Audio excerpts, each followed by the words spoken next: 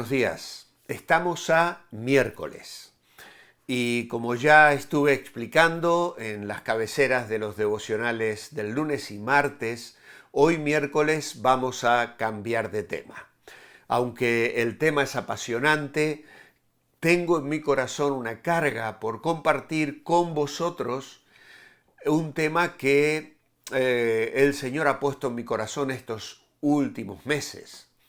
En ellos he estado leyendo en mi devocional personal cada mañana los libros de Primero y Segundo de Samuel, mal llamados Primera y Segunda Samuel. No son epístolas, no son cartas como las del Nuevo Testamento, son libros que nos relatan unas historias verdaderamente apasionantes.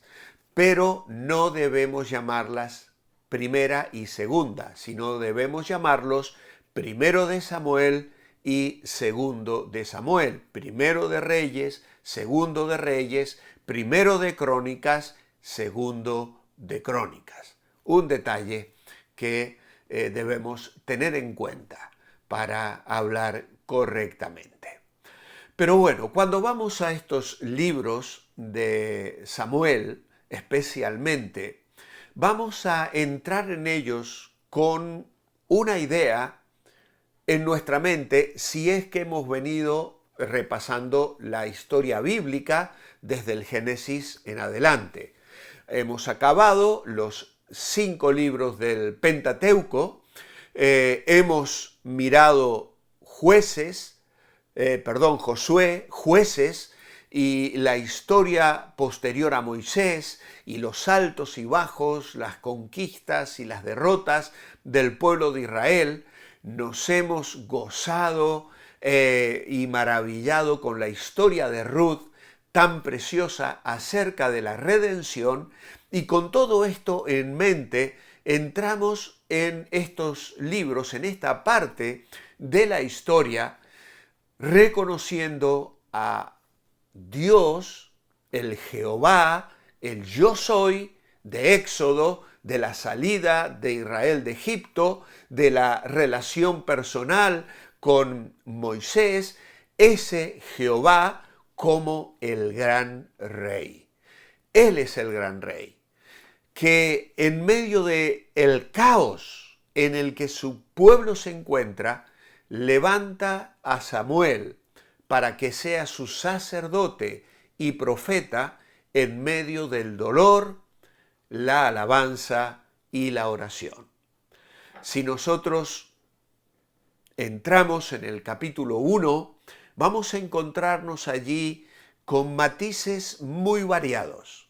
Podemos hablar de adoración, podríamos hablar de ayuno, de abstinencia, de relaciones, de bendición y maldición, también de dedicación de niños, pero también podríamos hablar de depresión, de frustración, de oración no contestada.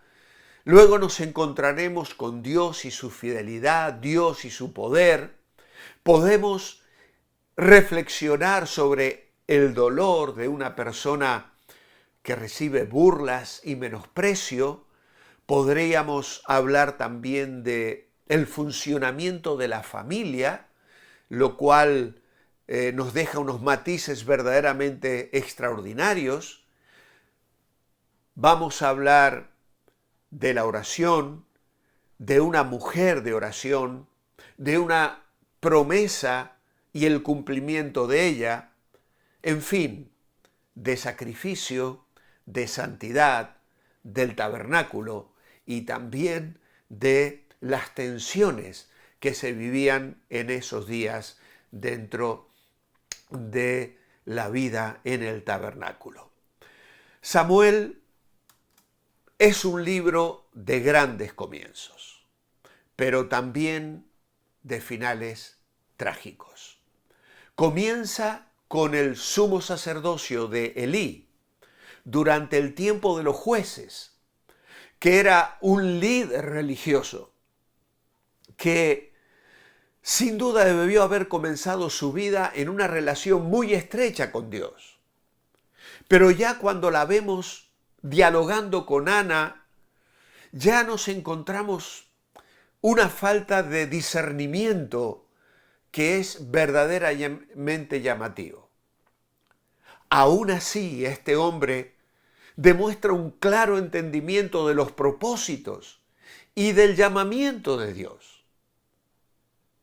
Sin embargo, su vida termina con la ignominia y la frustración porque Dios juzga a sus hijos apóstatas, sacrílegos, y con una de las situaciones más trágicas de la historia de Israel, el arca sagrada del pacto en manos de los filisteos, de los enemigos de Israel. La muerte de Elí marcó la decadencia de la influencia del sacerdocio y abrió las puertas al surgimiento de una nueva élite, diríamos así, de líderes, los llamados profetas, a través de los cuales luego Dios habría de hablar durante siglos y siglos al pueblo de Israel. Ana dedicó a su hijo Samuel al servicio de Dios. Llegó a ser uno de los más grandes profetas de Israel. Era un hombre de oración que culminó la obra de los jueces, comenzó una escuela de profetas y ungió a los primeros de los reyes de Israel. Sin embargo, no fue inmune al fracaso, porque como la familia de Elí, los hijos de Samuel se apartaron de Dios, aceptaban sobornos, pervertían la justicia. El pueblo rechazó el liderazgo de los jueces y sacerdotes y clamaron por un rey. ¿Y qué decían? Como tienen todas las naciones. Y es entonces que para entrar en este libro entendemos que el Espíritu Santo del que hemos estado hablando estos días nos lleva a través de la historia para presentarnos el hombre más famoso de Israel, David, que en sí mismo él es uno de los mayores gigantes espirituales de la Biblia. Además de la historia de su vida, tenemos que saber que se menciona a David 182 veces en el Antiguo Testamento, 59 veces en el Nuevo Testamento. Era un hombre con muchos talentos, pastor, músico, poeta, guerrero, rey. Y por él habrían de luego ser juzgados todos los reyes israelitas. Casi la mitad del libro de Salmos lleva su inscripción y los rollos del Mar Muerto atribuyen otros 4.000 salmos a su nombre. A la hora de entender el Antiguo Testamento o la Biblia entera en su conjunto, es imposible sobreestimar la importancia de David. Un teólogo del Antiguo Testamento dijo una vez: David es la figura dominante en la narrativa de Israel. Entra en la escena de Israel en un momento crucial de la historia. La nación se había establecido ya en la tierra prometida, pero la desobediencia había producido años de agitación. Y entonces Israel pide rey. Ellos ven en esto la solución a sus problemas. Todas las naciones vecinas tenían reyes que aparentemente les servían bastante bien. Y ellos le dicen a Samuel que un rey garantizaría la prosperidad, les daría estabilidad, les protegería de cualquier daño. Era la clave para el triunfo, para el éxito, para la soberanía nacional. Y este primer libro de Samuel relata la búsqueda de ese rey. Pero lamentablemente, ambos libros, primero de Samuel y segundo de Samuel, aunque nos presentan a David en un momento ideal, comparado, contrastado con Saúl, como un rey justo, el rey que Israel parecía estar buscando, vamos a entrar en el secreto de la vida de este hombre para descubrir que nos decepciona trágicamente, no solo a nosotros, desechó trágicamente a su propio pueblo, lo decepcionó. Y es lo que vamos a estar comentando en los próximos devocionales.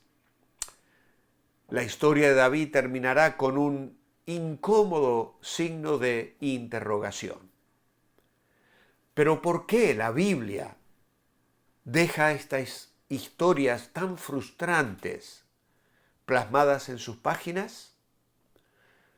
Porque somos llamados a esperar a otro rey. Sí hay esperanza. Si el reinado de David representa lo mejor de lo que el pueblo de Israel pudo alguna vez conocer, entonces sí que nos quedamos en la desesperanza. Pero es que ya a David se le alertó que ni él ni sus hijos, pero sí de su descendencia, se levantaría el que sería grande entre los grandes. El Rey de Reyes y Señor de Señores, el Hijo de David, a quien el mismo David habría de llamar Señor, como explicó luego el Señor Jesucristo, porque en Él se cifra la esperanza de redención, de salvación, de libertad, de bienestar. ¿Es Jesús el Rey de tu vida? ¿Has confiado en Él y le has invitado a que entre en tu corazón con amor y poder?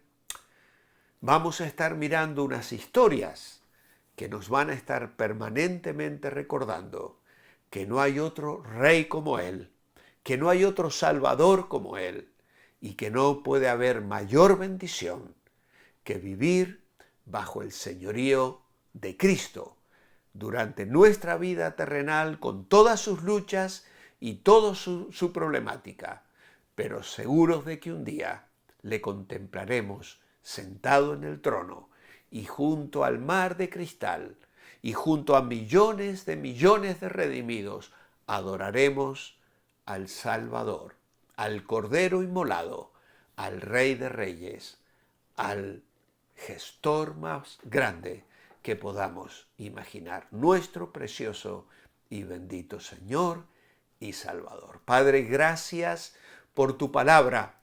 Auxílianos en la meditación diaria de ella. Habla a nuestros corazones al leer estas historias de primero y segundo de Samuel.